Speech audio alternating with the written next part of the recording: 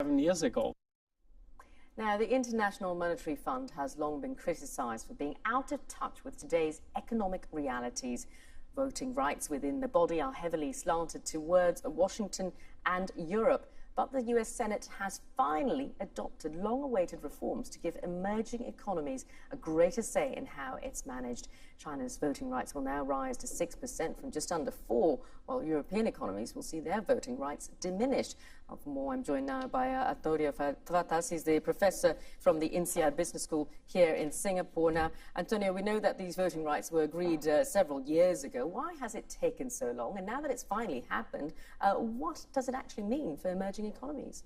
I think the reason why it took so long is because the US has dominated, together with Europe, the organizations such as the IMF and the World Bank. So it has been very difficult for the US to accept that the power that they've had over this institution was going to go down over time. So I think politically that was very hard to digest in the US, and it took 5 years for the US to approve it when the rest of the world had already approved it. Yes. Now, how much does it mean?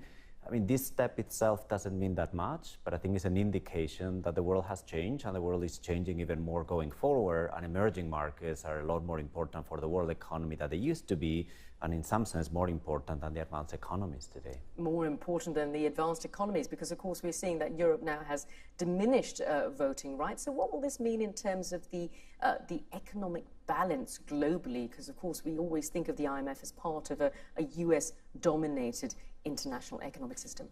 And in practice, both the IMF and the World Bank and all these other international institutions, I mean, they don't drive the world economy. They deal with particular aspects, either crisis, the IMF, or so like helping some countries grow, like with the World Bank. So it's not a fundamental change in the way the world economy works, but I think it's an indication that when it comes to whatever decision is made at the international level, we're going to have a balance of power, which is a multipolar balance, as opposed to what it used to be, where the US, together with Europe, dominated those decisions. All right, and of course now the balance of power, many are saying, is starting to shift, as you suggest, as well, to Asia, and particularly to China, which has set up what's seen very much as a rival to the IMF and the World Bank, which is the AIIB.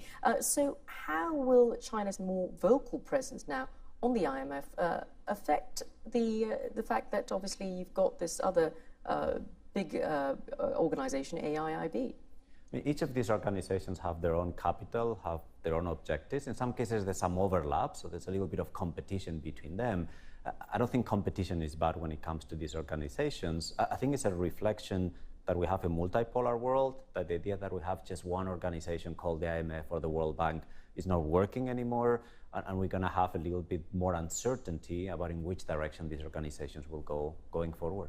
All right, thank you for that, Professor Antonio Fatas there from the INSEAD